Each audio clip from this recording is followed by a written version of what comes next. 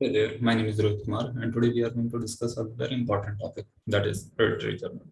So, what are these and how do they affect your reputation or kind of research? Let's see. So, here I came across this particular article published by Indian Express, and it is a very latest one. So, here the title is Inside India's Fake Research Paper Shops, and the general flow line they have given the pay, publish, and profit. So obviously you are supposed to first pay, then you are going to get published, and lastly it is going to give you profit, means mutually to you also as well as to the publishing body. But is it really profitable? Let's see. So here there is a another line. Here you can see that despite UGC blacklist, hundreds of predatory journals thrive. And what are predatory journals? We'll explore later. And the cast a shadow on the quality of faculty and the researcher nationwide. Not only nationwide, it's internationally. So here it's a building they have given over here. It's residing in Hyderabad, and there are a lot of specifically kind of predatory journals hub this particular building is. And why they are saying so? They are saying that the most easy way to go in academics is just to pay and publish, because you are supposed to fulfill some of the criteria of papers or the research publications. So most of the people, if the institute is accepting the paid journals, then people are just paying and they are getting the papers and then they are getting the degrees.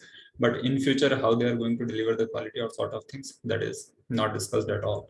So that's why these sort of journals who are helping or making profit in this particular way, those are called predatory journals. Now, specifically, if you want to jump onto the definition of predatory journals, so let me take you to the nature site.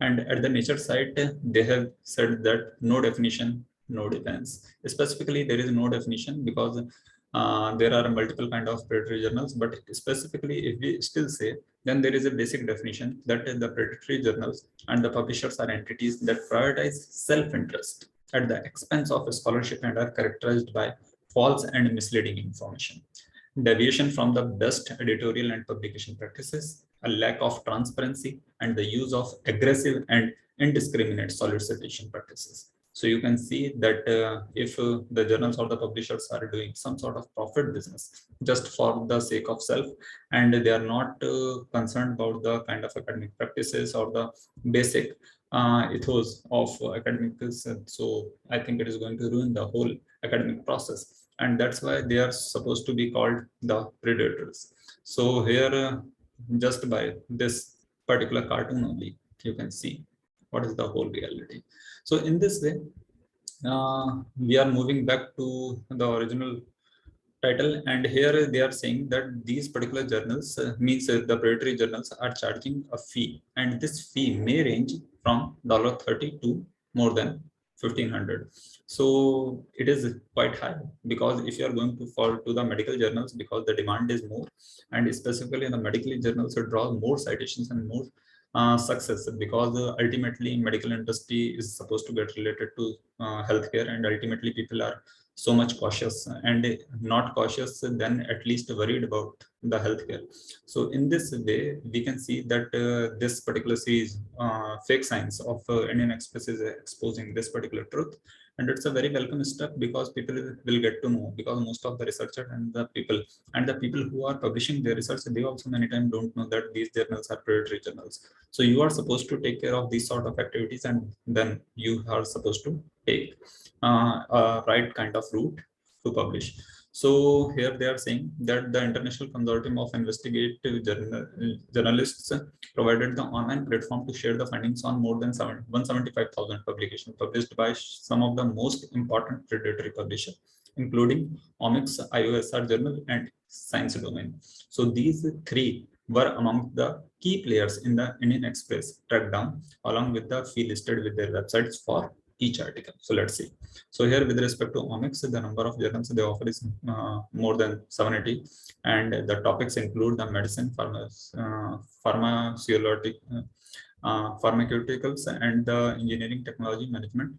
And the charges they include more than 140 to more than 1800. It's quite big number, and run by the this particular person, a PhD in biotechnology from Andhra University, Hyderabad. So the Omics is the largest publisher of predatory journals. So here you can see that the people who are involved in these sort of businesses are not The normal means they are not kind of that illiterate or sort of thing, or the kind of people usually, because so many people usually demand that the educated people don't do crime or sort of things. So here you can see that it's a clear cut idea that people who are themselves are PhD, they are doing this sort of things just because of making money. Okay, then coming to the Austin. So here the journals are more than 200. Then the topics include the medicine and pharmacology. Then the charge is $1,800, and that is per piece. So again, that they also publish more than a dozen ebooks and run in a run by Hyderabad-based couples, the Mahendra Reddy Chira and the Siva Pathira Chira, and the website shows the addresses for various entities, and lots of other details. They have published more than 7,000 articles. So you can see the amount of publication, total amount. Then the science domain. So here more than 100, and the topics include the science, technology, and medicine. And the charges, the average charge, I think it is. So that is $500. So in this way, you can see. Then next is IAEME, more than 100, engineering management, 170, $550. That is the average cost. Then IJRDO journals, more than 40 journals are there. Then the next publisher is IUSR journals, and sort of if we move further, then there is Anveshika Publishing and Informatics. I don't claim that these are the predatory journals because I haven't investigated any sort of information at their respective site or any of the resources. I'm just quoting all the things which are available in public domain, and these are provided by the Indian Express. So you can do more research at your side if you are not convinced with this particular data.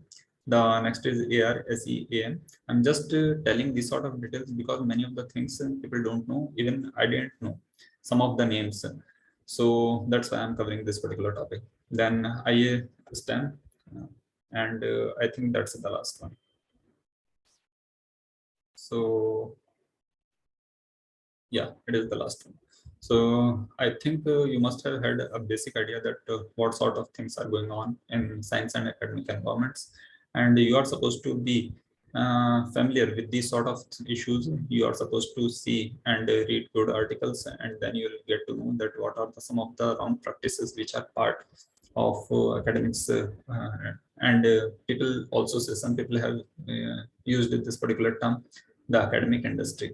So academics is also going into a particular direction where people are making into a kind of money making industry, and it's a very wrong pathway. So, but that's the reality.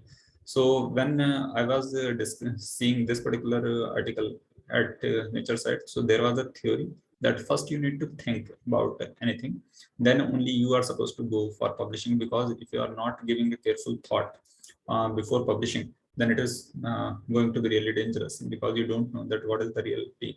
And here, if we see, then the term predatory publisher was coined in 2010. Hundreds of scholarly articles, including 38 research papers, have been written warning about them. Okay, so papers are there, literature is there, but we are not concerned about these sort of things. That's why we don't know. Then the scientific societies and the publishers, including the Springer Natures, have developed to establish the think, check, and submit campaign. So it is a very good theory.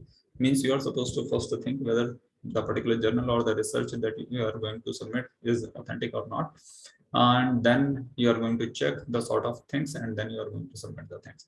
Okay, so in this way you can just escape all sort of misleading things, and then you can go to the authentic sites of the publishers, and it is in this particular way your profile, your reputation will remain intact. So thanks for watching this particular video. If you didn't like anything, please let us know, and I will try to improve our further analysis. Thanks for watching again. Happy learning.